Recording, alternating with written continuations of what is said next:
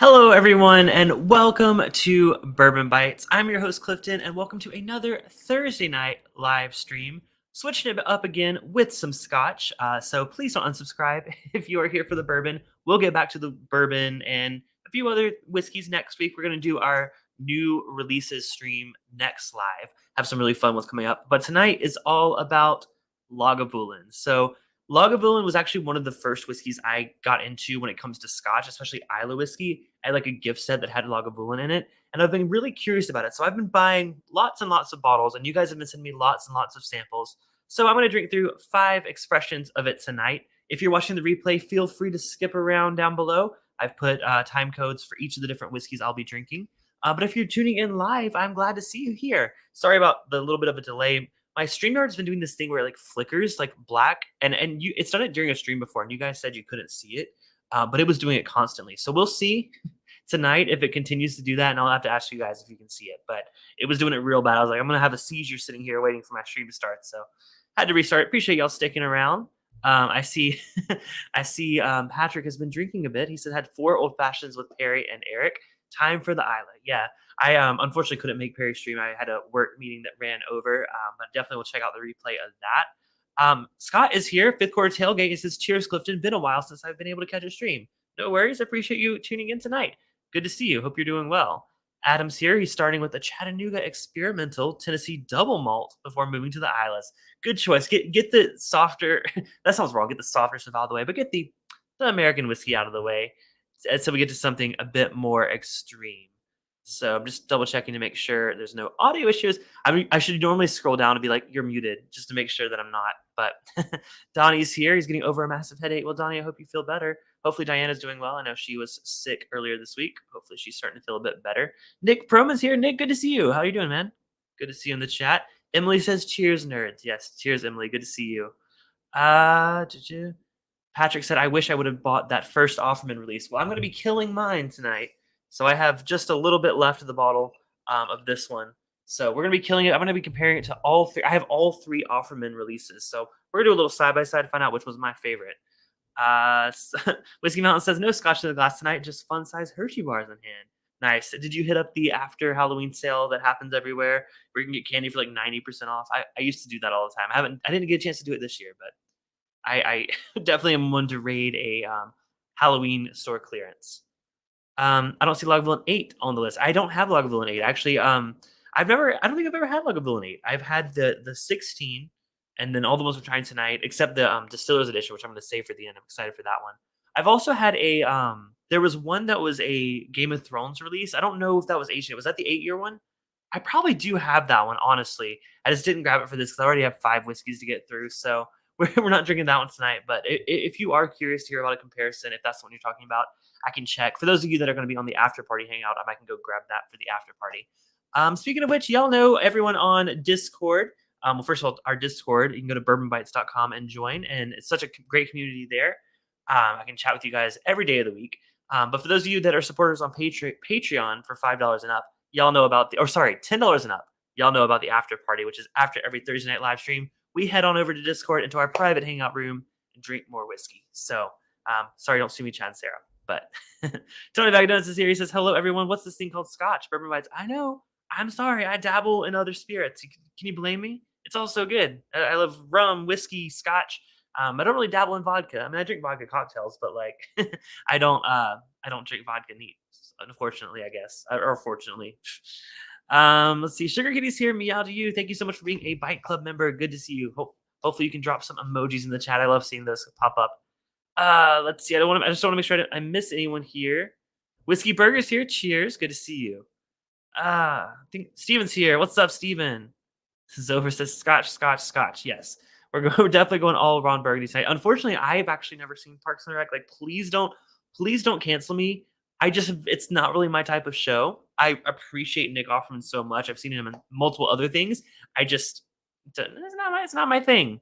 But I think everyone has their own taste, and I think I have a taste for his whiskey. So he has good taste. I'll just say that. I just want to make sure. Stringer's being a jerk lately. Yeah, it really is. It really is. Kleinlich 10. Nice. Glad to hear that Diana's doing better. I have the Guinness Cask and Charred Oak Cask. Oh, nice. Yeah, I will be drinking those along with you. Chris, all the way from Australia, is joining this lovely Friday afternoon. I wish it was Friday. That's all I gotta say. Steven is a big fan of the Guinness one. Yeah, the Guinness one won Whiskey of the Year last year from Whiskey Advocate. So I can see why. I only have a sample of it, but I'm really excited to revisit it tonight. They run out of candy before Halloween's here.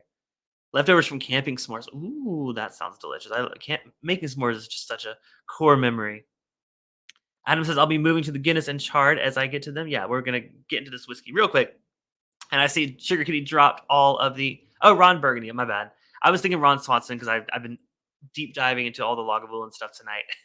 So, yeah, I just skimmed over that comment. I also don't, I also have not watched that either. So, oh well. All right. Once a Ron, always a Ron. Well, with that, let's go ahead and get some whiskey in my glass. Let me know what you guys are drinking. I know a few of you said that you'll be joining me later with some Lagavulin. I'm going to start with a classic, right? The one that I fell in love with from this distillery. The original. Well, I don't know if it's the original, but the 16-year Lagavulin. So this is a brand new bottle. I actually have not. Well, I had a pour of it with dinner. I had steak for dinner tonight because I'm like, all of the ads I've been seeing for all the Offerman releases always features the bottle next to a nice big steak. So I've primed my palate with the steak for dinner. But let's drink some whiskey, shall we? All right. So I'm going to pour the standard. I'm going to be comparing all of these to the 16-year. So I'm going to pour a little bit more of that one so I can go back and forth and kind of do a little side by side with that one. Watch Party Anchorman. I would do it. Like I said, I've never seen it. Those aren't usually my type of like shows and movies or whatever. Like, it's just not my thing. But like, you know what? I appreciate that other people appreciate it. How about that? Ron Weasley. I don't know. I know Ron Weasley. I don't think he'd be drinking Lagavulin. I don't know what. Okay, what whiskey would Ron Weasley? Let's see. What whiskey would all the Rons drink? We all know what Ron Swanson will drink, but what about Ron Burgundy and what about Ron Weasley? Let me know in the comments which whiskey you think they would drink. I don't know. I think Ron Weasley. I don't know. It seems easy to just go like Irish whiskey, but like that's too easy. What do you guys think? Alexander says, as pricey as the 16 has gone, it's still number one for a lot of people for a good reason. Yeah, it's definitely gone up in price. I got this bottle. Actually, bought this in Las Vegas for I think it was like 70-ish, which is the lowest I've seen it for a while. I think it's gone up to like 75 to 85 in the Los Angeles area. So when I saw it for like 70, or it may have been a little bit more than 70, I was like, I gotta grab a bottle of it. So next flight, Ron Swanson, Ron Burgundy, Ron Weasley, and some other Ron. There's got to be another Ron out there. Ron Weasley would drink Fireball. Easy choice, easy choice. By the way, Todd Cooper in the chat, he actually is to thank for one of these samples, the Distiller's Edition we're getting to at the very end of the stream. He actually provided that sample, so thank you so much, Todd. I cannot wait to try that one. But I feel like I got to work my way there. So like I said, starting with the 16, even though it is a bit older than the Offerman releases, but I feel like it's kind of everyone's standard Lagavulin, other than the 8-year, which we talked about a little earlier. This one I think is the go-to, just traditional Lagavulin. So we're gonna go from the 16 to the 11 to the 11 to the 11 to the Distiller's Edition, which I think is a 15-year release. But yeah, let's go ahead and get started with the 16-year. Like I said, if you're watching the replay, go down below and skip around if you'd like to get to the different whiskeys. But for those of you watching live, hey, thank you so much for tuning in. If you're enjoying the show, hit the thumbs up button. And if you want to come back every Thursday night, I'll be here. Make sure to hit subscribe down below and the bell button and the all notifications button if you want to be notified every time I go live. So with that, cheers. Let's drink some Lagavulin.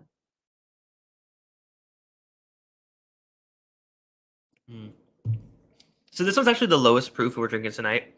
The other ones are all 46%. Ooh, I know, high proof, right? This is 43%, so not much of a difference, but y'all know me, I love my high proof stuff. So we're staying low proof tonight, which is probably going to be better. So Cliffy doesn't make an early appearances like last week. If y'all missed last week, I did my Halloween special. I drank way too much. I felt awful the next morning, but I had a blast. So definitely check out the replay if you're up for some chaos. It's just pure chaos is the best way to put it. So Ron Weasley would drink Fireball, peanut butter whiskey. Oh, I could see that. Definitely could see that. Ron Burgundy would drink whatever was in front of him, probably Cuddy Sark. Ron Howard. I don't even know who Ron Howard is. Someone else said Ron Howard. Who is Ron Howard? Ron Weasley was drinking Beam 8 stars. It's super cheap and shitty. Yeah, that's probably more accurate. I mean, maybe we could do a whole stream of like what whiskey would these fictional characters drink. That would be a really fun one. We could do like the whole cast of Harry Potter. Just don't get me, y'all get me excited for more ideas. All right.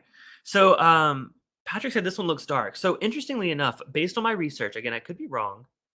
I think they add color to the 16 year. And does anyone know to correct me on that? This is the darkest of the bunch, and I read that the 16-year has color added. So that could be misinformation. Please don't take my word for it. But yeah, I think the color might be a little misleading. Typical Lagavulin. I love this whiskey. Like I said, I've loved it from the start. It is the perfect expression of what I look for in like a briny note in a whiskey. So for me, that's like a sea salt air kind of thing. It's like standing out on the ocean as the wind's blowing in your face. There's a little bit of like seaweed on the beach, and there's just you're getting the ocean breeze. I think Lagavulin just is the perfect expression of what that taste is to me in the mouth, or just like on the palate, just the overall experience on the nose as well. I think on the nose the 16 year actually is a bit brighter than I remember. And I learned that the 16 years actually aged in, actually, I guess all of these are in some way. They're a blend of ex bourbon cask and ex sherry casks. So it's gonna have some of those sherry influences, not as much as like the darker, like the distiller's edition we're drinking later is actually a PX sherry cask. So that one's gonna be hopefully very, very fruit forward. But this one's light, it's bright, but I mean, Lagavulin peat is so different than what you'd expect from like an Ardbeg, a Lafroig, or any other the major peated whiskeys. It has such a unique brininess that I love so much. It's like a saline, salty, salty sea biscuit. Is that a word? Is that a note? We'll go with it. He's a director. Oh, okay. Did not know that. What's up, Whiskey Bear? We good to see you, man. Hope you're doing well. Looking forward to hopefully seeing you at a meetup here soon. Ron Howard was Richie Cunningham from Happy Days and one of the best modern day directors. Well, I apologize, Chris. I've got a lot of catching up on like pop culture movies and stuff. I'm so bad. I'm working my way through the 80s. I don't know. Happy Days. That's like a TV show, right? I don't, y'all don't call me out on stuff like that. They do add color to the 16 year. Thank you, Sam, for letting me know. Yeah. So unfortunately, there is color added. I'm a purist. I prefer things to be naturally colored, not naturally colored. That sounds like the natural color to be uncolored, unfiltered, and uncut is how I like it. But I'll deal with it for one of the most popular scotches, Isla scotches in the world. I'll deal with it. Yeah, there is color in it. Thank you for that sad information. Ron Howard would drink space whiskey. Okay, okay.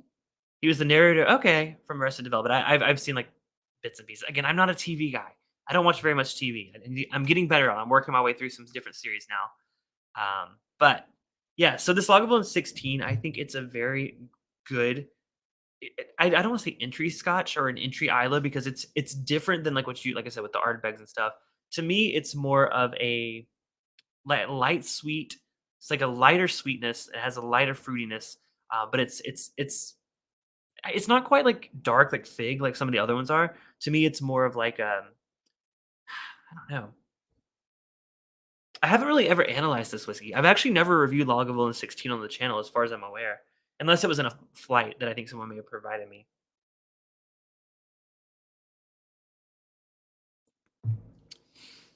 Yeah, it's smoky, but not that ashy kind of smoke that you kind of get on some other whiskeys. It's such a unique type of peat that I think it's hard to describe. Those of you that are Lagavulin fans, how would you describe this peat compared to the others? It's not that like that bomb of like the iodine or whatever. It's not that. It's more of a softer, gentler, but briny kind of note. I like it a lot. I'm a big fan. But yeah, so a little bit about Lagavulin, I guess some info about the distillery itself, which I did some quick research on. So they actually were started in 1816. They were actually one of the original Islay Scotch distilleries. So they are known for their pear-shaped pot stills. I don't have a photo of them, but they're a unique shape that they use for this distillery. I don't know why. I don't know if maybe it gives it some of those more briny characteristics that we're looking for. I'm not a distiller. I can't tell you. But they do have a very unique look to them. They also, let's see what we have here. They use the grain to glass process. So um, I don't know the detail. Again, I don't know. I'm kind of just BSing, spitballing here. I'm not a distillery rep. I'm just here to drink the whiskey. So that's what they say. They say they are a grain to glass distillery, and they sit on the Lagavulin Bay. So that's all the info we have here. But y'all don't care about. You're not here for the history lesson, right? If you're here for a history lesson, I'll have a rep on. But tonight we're drinking whiskey. So let's get something else in our glass. So we have the 16 that I'm going to keep coming back to compare everything to. Like I said, 43% ABV, about $75. But let's move to the first Offerman Edition Lagavulin. So This is the one I actually have a bottle of. I will kill it tonight for you guys.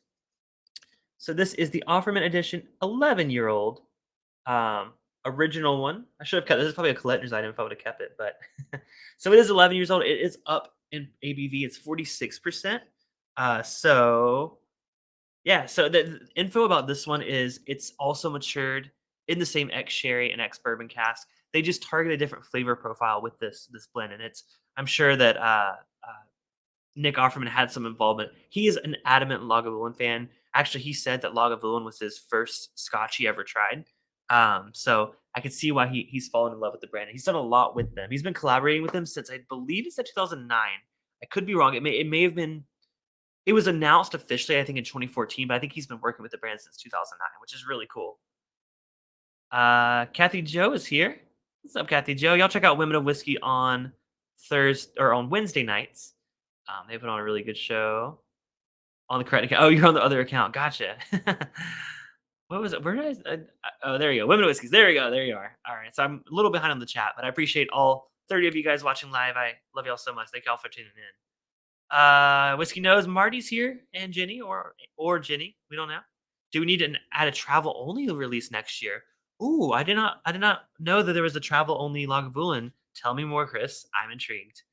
I'm definitely interested in that. So Hot Toddy says he thinks it's a good background singer, maybe sipper. I don't know. Singer works too.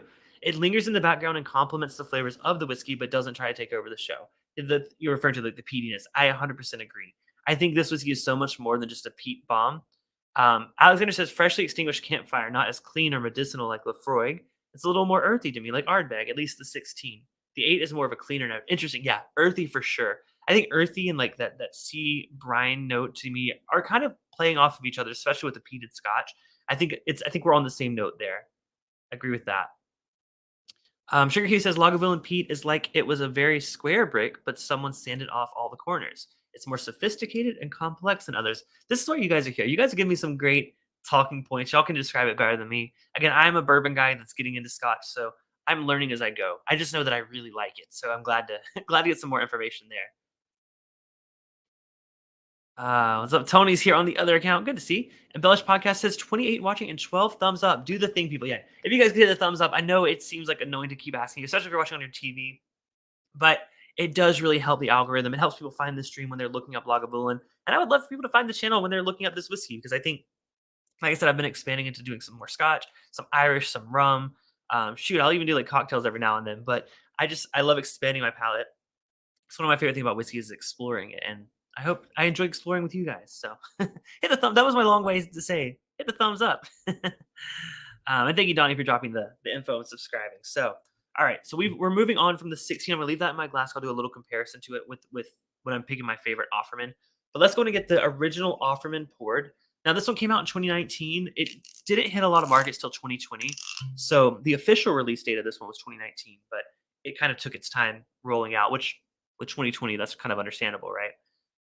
So let's go ahead and get that poured. Like I said, it's a little bit younger. It's 11 years compared to the 16 years, but it is higher ABV just by a little bit, but it's a little higher.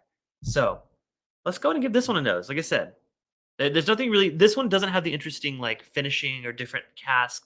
It's the same thing. It's the same blend, or it's not the same blend, but it's the same barrels. It's just a unique blend that was just for this release. Let's go and give it a nose. Ooh. I think the first thing I get on this one is it's a lot more fruity. Where I was getting hints of fruit on the 16, this one's brighter for sure. And I'm pulling out more of like a pear note with this one. It's a lighter like I don't want to say like white fruit. That's kind of weird, but like a pear or like apple. Definitely not like the fig or the darker notes that I was kind of getting hints of on that one. And it's got a nice, it's got a cereal quality to it. I think the malt in it, you can tell that it's a bit of a younger malt. It's not as peaty on the nose, which is interesting. Usually, when you go with Isla scotches, the younger it is, the peatier it is, but not here. That's really interesting on the nose, but I'm better at tasting. Let's go and give it a taste. Cheers.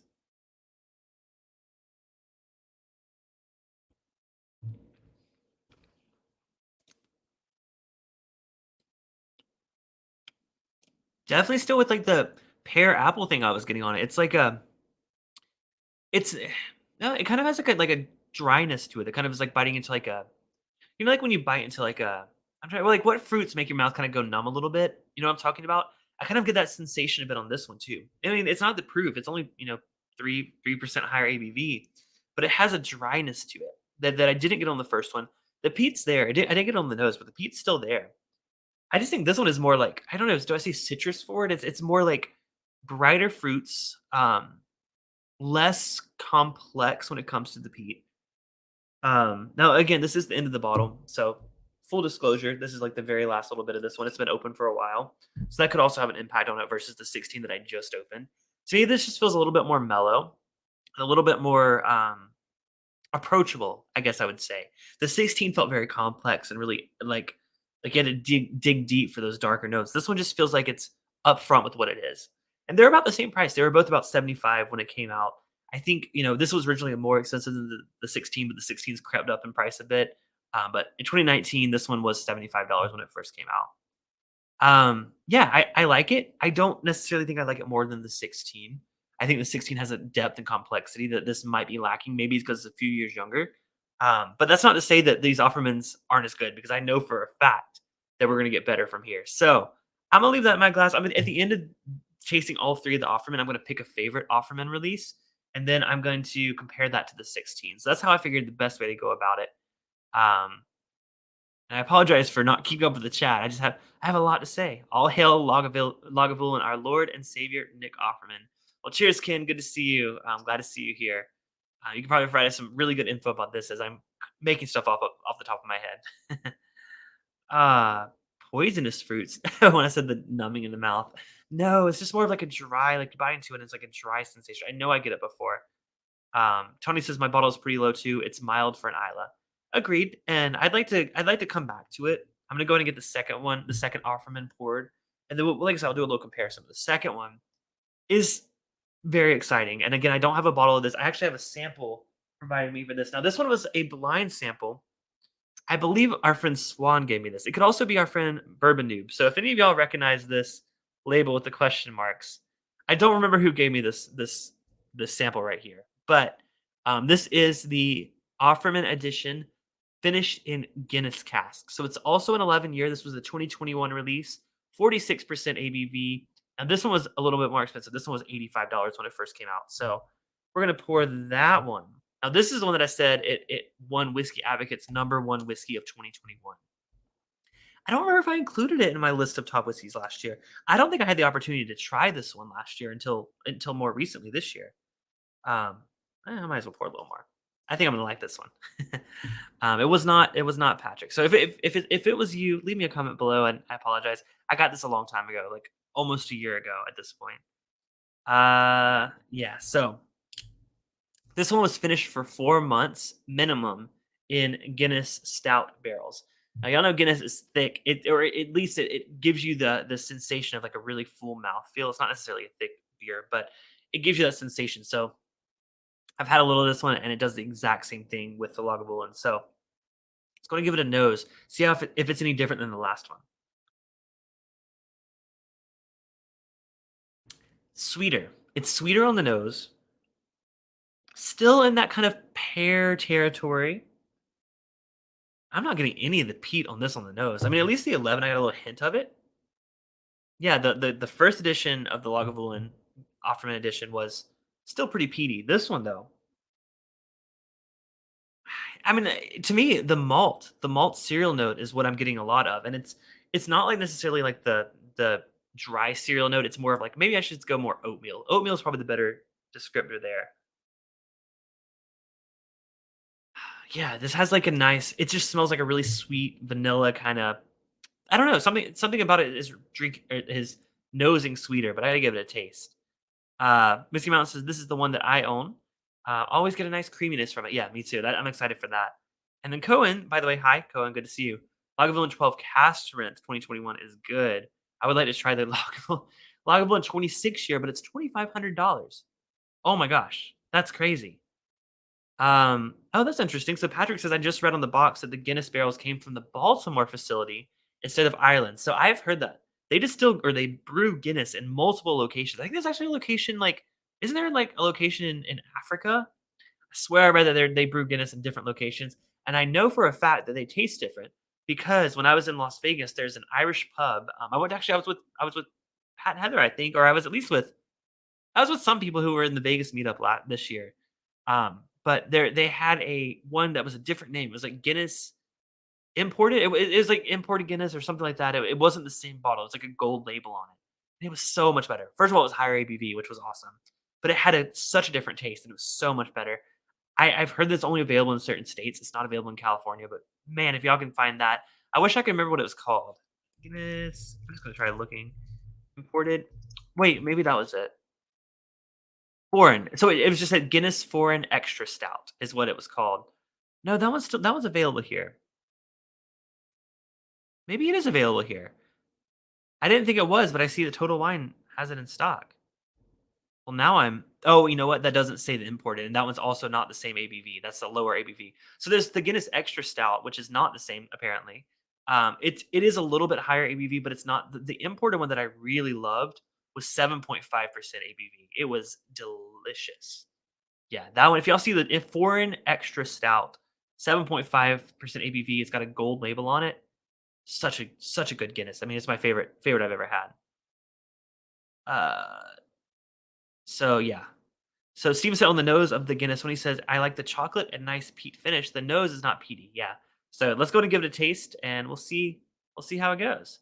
Tony says it's probably the power suggestion, but I taste the Guinness. It's creamier than the first one. Well, let's see if I agree. Cheers.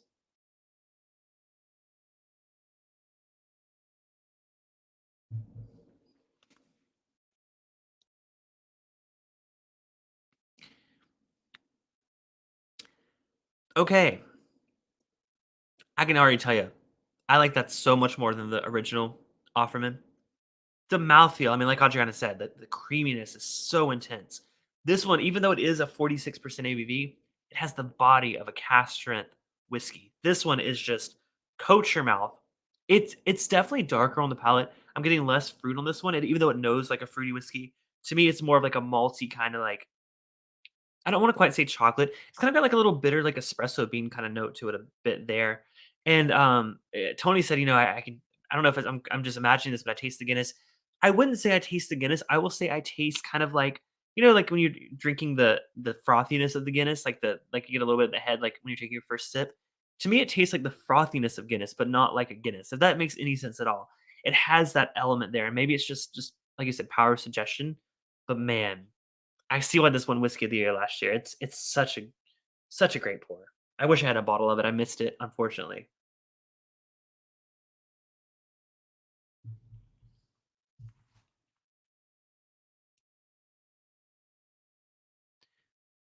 For an extra stout has been around for a long time, probably a different version. Yeah. This so there's like a pale yellow label that's available in the States. It's lower ABV, but there's a gold label that's available only in certain markets. Like I said, it's in Las Vegas. If you go to the other, it's not the 9-5 Irishman pub. It's the one in New York, New York.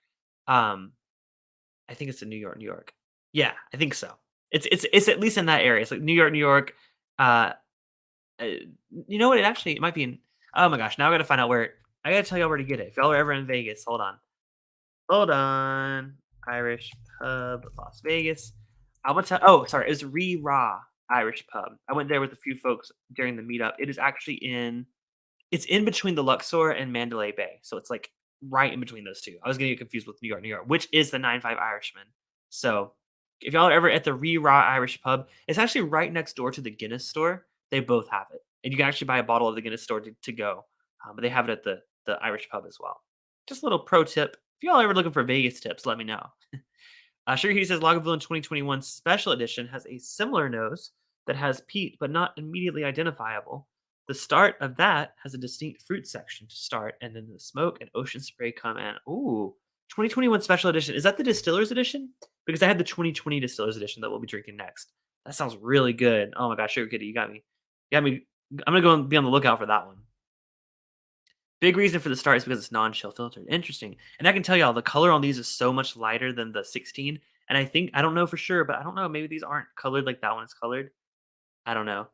Tony says it may be that little bit of coffee or espresso bitterness. Yeah, yeah. I think that to me that's how it's reading a little bit more like that. Thank you, Todd. I know you're the also a resident Vegas expert, so I appreciate that. James Taylor in the house. What's up, James? James is a Fight Club member along with Todd and Adriana Whiskey Mountains. Rera is a chain ride. Oh, there's one in Charlotte. Oh, I didn't realize that. I only knew of the one in Vegas, but that's good. Man, I'm planning to go back to Charlotte for Christmas, so I might have to seek that out because I really liked it. What we get in the US is not Guinness. The Irish version doesn't have preservatives and it's nitrogenated. Oh, so it's like nitro. I've had nitro Guinness, but only in very select locations. So I don't know if it's the same. Maybe they try to imitate the way it is in Ireland. That's a good point. It's just kind of crazy to me that they brew it in like so many different locations, and it's like, is it really Guinness?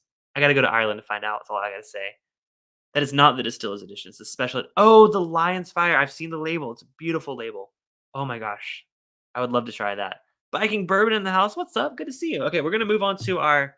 Sorry, I sound like I just like dismissed you. I was just realizing we're at 7:36 and we still have two more whiskeys to drink. So, but good to see you, Biking Bourbon. I promise I wasn't trying to like. Okay, let's move on. Next is the latest release from Lagavulin. I picked this up myself. This is the Charred Oak Cask, aged 11 years, Offerman Edition, same proof, 46% ABV. Comes in this really cool box. Well, not always, but mine did. And here you go. Here's the bottle itself.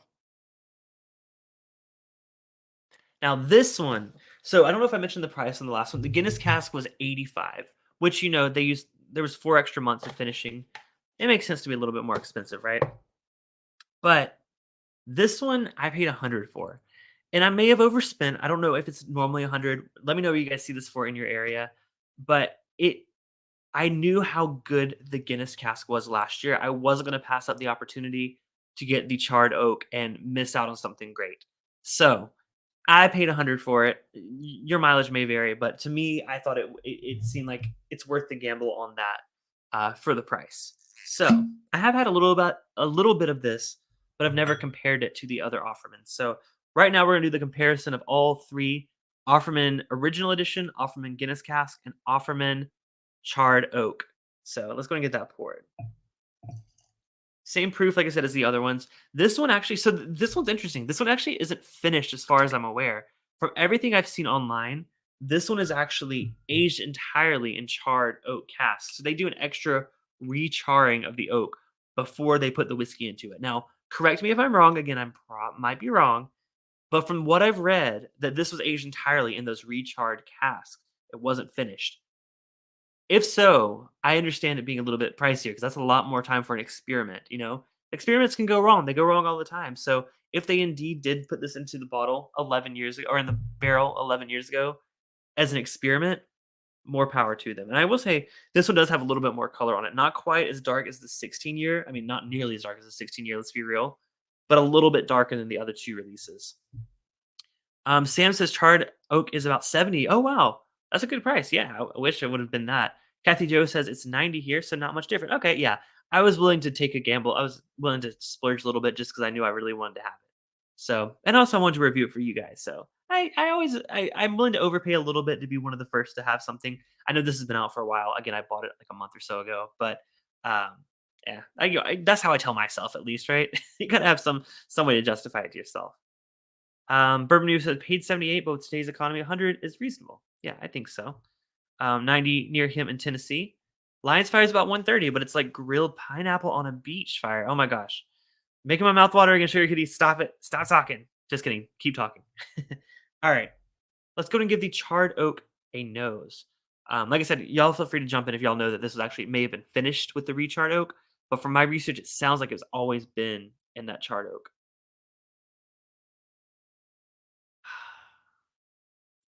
What a wonderful nose. I think nose-wise, like smell, this is the best. On that alone. I think this one, it introduces that oak characteristic, believe it or not. Wow, the charred oak tastes like oak. But it really does. The woodiness is coming out. And I'm gonna go back to the 16 just on the nose. I don't even recall getting that much oakiness on the 16. Eh, actually, that's no, they're actually on the nose. Actually, these two are pretty similar, believe it or not. Yeah. Yeah, this one actually smells a lot like the 16 on the nose. But going back to the Guinness and the one before that, these are a lot sweeter, a lot lighter, brighter fruits, like I said, pear. This one gets back into the dark territory, which I'm a fan of. I like the original. As much as I love the mouthfeel of the Guinness cask, I think the palate of the original, I think, still beats it. We'll do a comparison, but right now, the nose on the charred oak is amazing. Tony says it has a nice campfire nose for sure. $80 in Adams area, really nice. Just popped mine for the first time and still did the Matt Porter America. This is Scotland. Love it.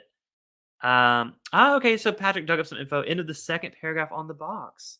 Well, look at that. I did read this. I actually read this on a hangout because it was so funny. If y'all get this box, like, take a chance to read it. I'm gonna put it here if you would like to pause it if you're watching the replay. Let's see if it shows up. It's not gonna focus. It's okay. So there's the you don't read it now, but like if y'all want to watch it on the replay and pause it, hopefully that gives you info. But okay, into the second paragraph. Here we go. I don't have a Nick Offerman voice. So it says, let's find it. Lagavulin 11 year that we have curated specifically for this task, which is washing down steak, which I did earlier tonight. Lost my place. All right. We collected charismatic cask of American white oak with a few European oak thrown in for culture, all of which had previously held either Scotch or wine. So same as the regular lease, they're not different casks. The cask interiors were shaved down and then heavily recharred before we filled them with our golden 11-year-old single malt whiskey for maturation. So that's what I saw. It said for maturation. So I was like, oh, did they age it entirely? I see what you said. It must have been a finishing. It's kind of misleading with the wording there. It kind of sounds like they put it in there, but it does say it's 11 years old when they're putting it in there. So that's a good point. Actually, you're probably right. It probably was a finish. It's just probably just a little bit not clear on the wording there. So, what's up? Stacy's in the house. Good to see you, Stacy. Yeah. So I interpreted that as they it was aged entirely in those recharge casks, but more likely it probably was just finished. But if someone's smarter than me knows, leave a comment down below. Yeah, I love the nose on this. I've been smelling it long enough. Let's go for a taste. Cheers, y'all.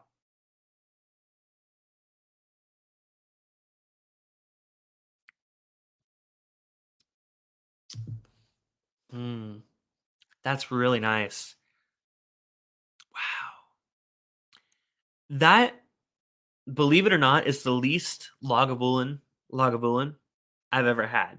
To me, this one kind of leans towards the thing it reminds me of the most, honestly, is Ardbeg Scorch, which is a similar thing, right? They did the extra charred casks. That process must have such an impact on Scotch whiskey that it kind of makes them taste similar. I mean, this one, if you blinded me with this and Scorch, if they were, proof to the same proof, I don't know if I could tell them apart. Ardbeg has more of a meaty note, like a meaty barbecue s- uh, peatiness or smokiness. This is a little bit more, like I said, the briny, the sea air. But otherwise, I mean, they have that same ashy. Ashy is probably a good word. Ashy characteristic, but not like cigarette ashes. I'm talking about like campfire ashes. Mm. And it's bright like the other ones. On the nose, it smelled like it would be a little bit more darker, like the 16. It's still bright. Dare I say the brightest of them all? It's like juicy citrus, not like orange. I think more like a lemon zest, like a lemon peel. Still a little bit of that apple. I think I got apple on the 11 year that I said apple on, or I said pear and apple. It's leaning more like a red apple. I don't know if there's a difference between red and green apple, but it has like more of like that juicy, really like mouth watering, gushy fruit note. That's such a I'll stop going into detail. It might get a little inappropriate, but yeah, that one makes it a hard choice because I really like the Guinness cask. So I'm gonna do a little back and forth and find uh, my favorite Offerman edition of Lagavulin, and then we're gonna compare it to the 16 year, and then of course finally the Distiller's edition, which I'm very very excited for. Matured is a tricky word with Scotch. Agreed. Cool way to put an older barrel to new use. Shave it down and char it up. Absolutely, and I think Ardbeg does the same thing with Scorch. Stacy says my husband has gone through 5 bottles of Lagavulin Guinness, but I like the char finish more. Man, I wish I had 5 bottles of the Guinness. I mean, I'm very lucky to have a bottle of this. I don't know if you were here earlier, Stacy, but I was saying that I missed that one when it was in stores, and I cannot find it. But if y'all have hints on where to get that for a reasonable price, let me know. Z Man's in the house. What's up? Good to see you. So much brighter on the palate. So yeah, Patrick's drinking along with me. He agrees with that. Guinness wins on the palate, charred wins on the nose. Sorry, original. Yeah. That's a great point. I think I might have to let me go back to the Guinness. So here's the part where I'm gonna compare all three of the Offermans and decide which one's my favorite. So I'm going back to the Guinness now. Nose is pear. Like this is pear on the nose, not smoky at all.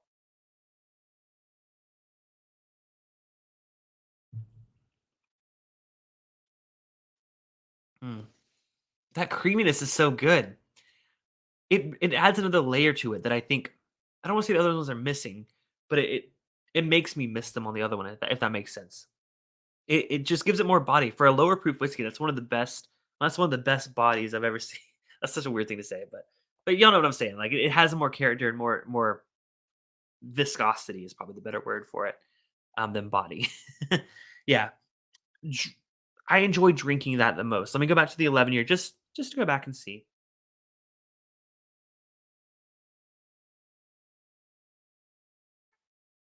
Mm,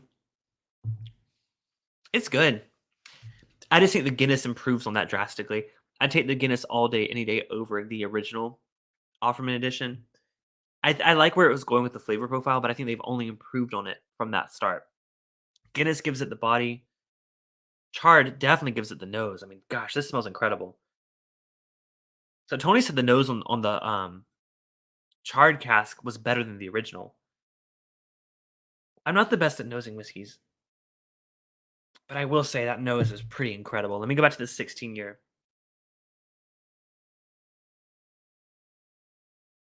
Hmm. I think they're equal. I don't want to say that the nose of this one's better because we don't drink whiskey just to nose it, right? So it doesn't really matter to me. But I will say my favorite Offerman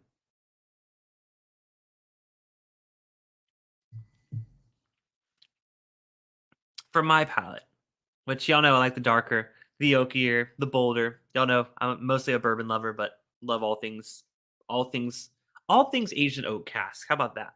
I better not say that because there's some weird experimental stuff.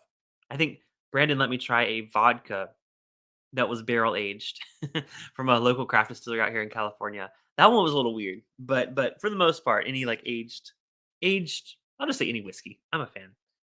But yeah, let me double check.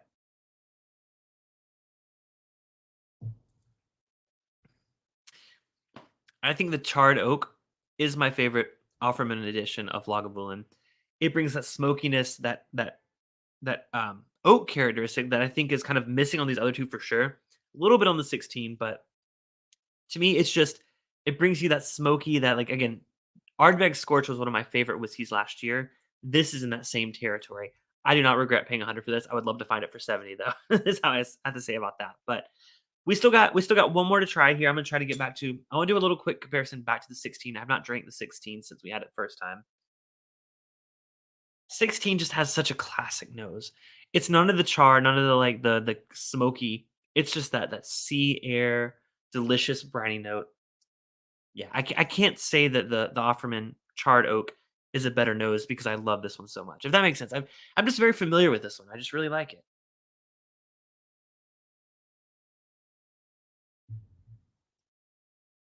That one has like more of a molasses note.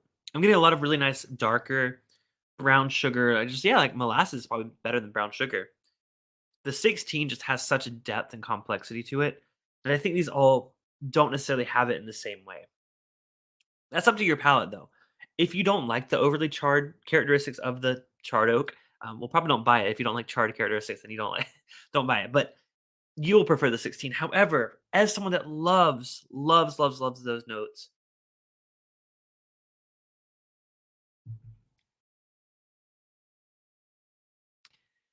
I gotta give the edge to the charred oak. I think the Lagavulin Offerman charred oak to me is more up my alley than the 16. But we still got one more whiskey to drink. Don't go anywhere. I'm seeing some people join though, so I want to give a couple shout outs here. Tipsy Salt has entered the chat. Oh my gosh. Whiskey Dictionary. All right. If y'all missed it, Bur- if y'all missed it, well, first of all, hi, Bill. So Bill hosts a Dungeons and Dragons live stream every Monday night with some of your favorite whiskey tubers. We call it Dungeons and Drams. So it's me, it's Jason from the Mash and Drum, who I'm repping here tonight, Ed from the Rock Gut Ragu. Ooh, I like that. Maybe you can start a cooking channel. I don't know. Adriana from Whiskey Mountains, and our friend Molly from Hugging the Cactus, which is a blog that she does. So such a fun time. They did an amazing Halloween special on Halloween night this Monday. 3 hours long, so prepare yourself, pour yourself a nice glass of Lagavulin or whatever you want to drink, and check out the Halloween special, Manor of Dr. Gabagool? Google? I don't know. I don't remember the name of it, but Ed DM'd that special edition that they did, and it was just I was laughing so much. So y'all gotta go check out the replay and then tune in every Monday night to watch us play that. Greg McDonald is in the house. Greg, good to see you. Halloween special was really great. Thank you, Bill, for dropping the link. Yes, y'all go check out Dungeon and Drams. Please subscribe. I'll be there on Mondays. Well, I only have. Oh, y'all talking. Y'all are talking amongst each other, I imagine. um, unless I missed something, Tony, message me later if I missed something you were saying. Oh, okay. 4 Leaf Whiskey says, shoot me an email. Okay, yeah, Stacey, let's chat. Let's chat. I might be interested in that. All right, we got one more whiskey to drink. Deathless Dogs in the house and Bobby Shaw. A lot of people joining tonight, right now. Welcome. Y'all missed me tasting all the Offermans. I won't spoil which one was my favorite because I just said it. So watch the replay. Haha, got you there. But we're moving on to the final pour of the night, which is thanks to our friend Todd Cooper. He gave me a sample of the 2020 edition of the Distiller's edition. So this one is a once a year release. Distiller's editions. So I don't know if Distiller's edition counts as like an independent bottler, but there's a Distiller's edition of like Talisker, which I own. It's like a specific label among multiple distilleries. So it's not like Talisker's own thing or Lagavulin's own thing. If anyone has any info into that, let me know. But this one is I got some info on it here. Actually, Todd sent me a photo of the bottle. Let me see if I can pull that up for you guys, just so y'all can see which one we're talking about. Since I showed all the other bottles, let's see if we can pull this one up. All right, so it might show up, it might not. This is the one we're drinking tonight, Distiller's Edition, LGV 4509, distilled 2005, and then bottled 2020. Now this one is double matured, which is super exciting because this spent the last portion of its life about a year. I did some research. It was about a year. Finished in Pedro Jimenez sherry casks. So this one is going to hopefully have a lot of those darker fruits that I feel like we were missing earlier on. So let's go into that poured. Huge shout out to Todd. Todd, like I said, is my patron of the show. He's actually my top tier patron at the moment, which is my bourbon terabyte level. If you guys are interested in joining that level, it is my $50 tier, but you get a monthly subscription box that comes out every month where I send you things that we drink once a month. And I curate that to things I've picked up lately, things I've been really enjoying lately. And also, like with it being such a small group of people, I can curate it to what you guys like. So if anyone is interested in joining that level, like I said, that's the bourbon terabyte level. First of all, it supports the channel so much, and I love everyone on Patreon or Bite Club member. You can join for $2 a month and up. I just appreciate your support week to week. Y'all are awesome. But yeah, that bourbon terabyte level is so much fun, and I hope to hopefully get more people to join. I know it's pricey, but also like I'm also like shipping you guys like some really nice whiskeys every month. Is all I gotta say. But I try to make it worth it for sure. So if you are interested or you have any questions, please just email me, contact@bourbonbites.com, or just message me on Instagram, or ask me on Discord, honestly. So because I do want to make sure it's fair, and I've experimented with different price points, but to me that makes the most sense to be able to get you guys some of my favorite whiskeys I'm buying and just getting to you as soon as I get it. Even media sample. Sometimes if I get a good media sample, like for example, I just got this new one from Bardstown Bourbon Company, I do share the wealth a little bit to folks that are at that level. So Just a little plug there if anyone's interested in that. But it's a Diageo thing. Okay, got you. Yeah, I didn't realize where it originated from, but Diageo bottles where they take the regular core release and age it a second time, usually in extra sherry barrels. Great info. Thank you so much, Sugar Kitty and Zopher. 2017, 2018 are the best of the recent. Oh, I have not had that one. Hot Toddy says Cliffy sends out some really great samples. I legal issues, y'all. Y'all know what I'm talking about. Y'all know what's up. They look like things like this. I don't know. They just look like this. I love y'all so much. All right, Lagavulin Jazz Festival editions. Oh, that sounds interesting. Boxes delivered by Unicorn. Absolutely. And there's a disclaimer right there. It's worth the money. Thank you, Todd. I also appreciate your support, and I also appreciate our hangouts every month. So much fun. All right. With that said, let's drink the 2020 Distillers Edition, distilled in 2005, bottled in 2020, matured, double matured, in PX sherry casks. Let's give it a nose first. Oh, it's different. Yeah, yeah, totally different. Unlike, well, honestly, it has some similarities to the Guinness cask on the nose. I'm not sure what necessarily that is. It might be that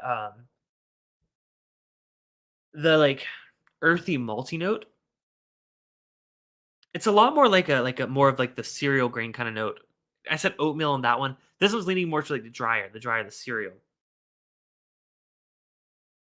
I'm not getting too much sherry influence on this one on the nose. I kind of thought it would be a little bit more forward with that, with those like fig or like raisin notes. Maybe I'll have to get that on the palate. Let's give it a try. Cheers.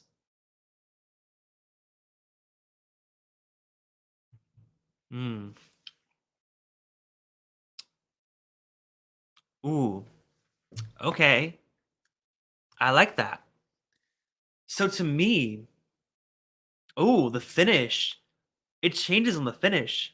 The finish is straight up like raisins.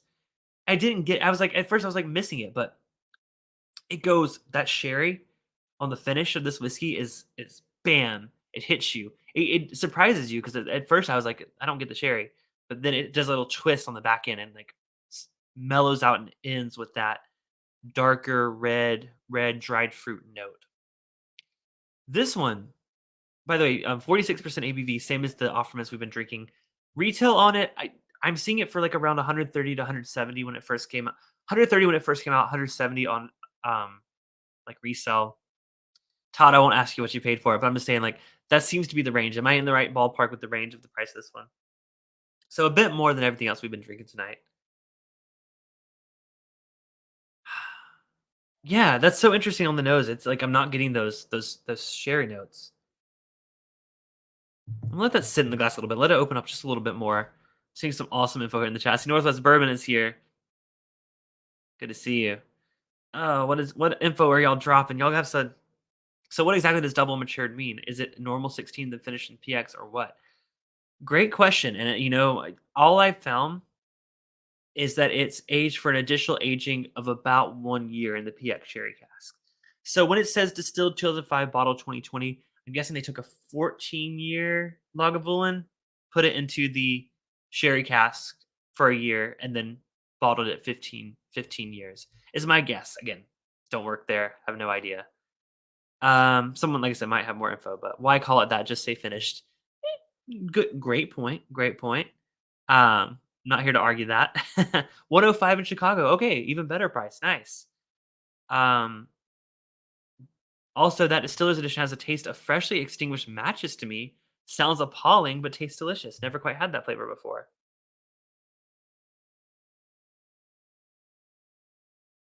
Mm,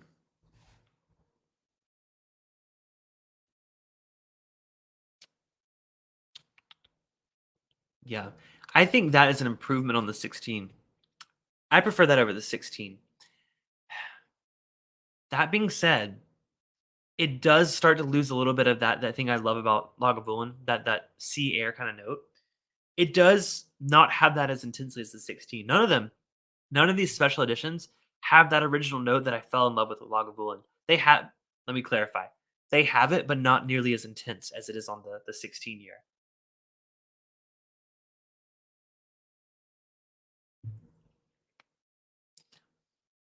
I love that note. So that's what makes it hard. I do agree this Distiller's Edition is a better whiskey. Just all around, it drinks. It has some of the body. It has a lot of the. It's, dare I say, the best of all elements here. It has a bit more of that darker note that I got from the 16. It has a smokiness that's similar to the toasted oak, or the sorry, not toasted, the charred oak, but it has the body of the Guinness. This Distiller's Edition, you know, I don't want to say it's the best because I think it takes parts that are my favorite of each of these. I don't necessarily think it does it best, but man, if you have a chance to try this one, I think it's an elevated Lagavulin for sure. Hmm. That's really nice. That's a nice one to finish on after trying all these different ones. I think that kind of combines things I love. I mean, I'll stop harping on it, but I'm getting some of those things, some of those similar notes across the board. Thank you, Adriana. Yeah, we're about to wrap up here. Um, Alexander said you really need to try that Lagavulin 8 for $30 or less than the 16. For $30 or so less than the 16, 48% is part of my stock at ones now. So, Alexander, I may have missed your answer earlier. Was that the Game of Thrones one, or am I mistaken? I'd love to know before we go. Northwest Burner said hit the like before it's because it's free today. And Todd, I absolutely enjoyed it. Thank you so much for sending it over. I'll wait for Alexander's answer to that question about it being the Game of Thrones one, just because I'm curious. But thank y'all all so much for watching. This has been so much fun. Hey, if you did enjoy the show, I'm here every Thursday. Hit subscribe down below. Come back next week because I'll be trying a bunch of new releases, things I've been picking up recently. This Charred Oak was actually going to be one of those new releases, but I decided to do a full Lagavulin stream tonight. Y'all seem to enjoy. There was a good crowd here tonight. I appreciate y'all tuning in. I think I saw a lot of new faces and a lot of faces that I haven't seen in a while. So it's so good to see you. If that was the 2017 Distillers Edition, you'd be ranting about how good it was. Okay, never had that one. But I will be on the lookout. Close. The Game of Thrones is a 9-year. 8 is a core range and available all the time now. Well, Alexander, sounds like that's going to be the next Lagavulin I pick up if I can't find more Charred Oak. Like I said, Charred Oak was my favorite of the Offerman. Oh, I said I wouldn't spoil it again. Oops, I'm saying it again. Okay, summary. Charred Oak was my favorite of the Offerman editions. 16 is still better than all of them, in my opinion. Distiller's Edition kind of combines elements of all of them. I still think I prefer the brininess of the 16, but as an elevated whiskey, the Distiller's Edition is there. Would love to try the 2017 one that y'all are talking about. But again, thank y'all so much for watching. I'll see y'all next week for that fun live stream. Make sure to check out my Twitch channel. I'm gonna start doing some gaming streams here again soon. You can go to twitch.tv/bourbon bites. Also follow me on Instagram and TikTok at Bourbon Bites. Always posting content as much as I can. Merch at bourbonbites.threadless.com. I'm dropping all the links here. It's all here. I have all these, like, I'm looking at my own notes here. But go to bourbonbites.com for like a link to everything. So if you're curious, like, oh crap, I can't remember what his Discord was or his Instagram, bourbonbites.com. It'll pull up a link tree that has all my links, my YouTube, my podcast, my Threadless store, all that fun stuff. So check out bourbonbites.com. But until next time, this has been Bourbon Bites. Cheers, and I'll see you guys next Thursday night. Have a great rest of your weekend. Stay safe and drink Lagavulin because it's really, really freaking good. I still wish I had some Ron Burgundy note. Wait, is it Ron Swanson or Ron Burgundy? Y'all got me messed up. Nick Offerman. There we go. Cheers, y'all. Talk to y'all later. Bye.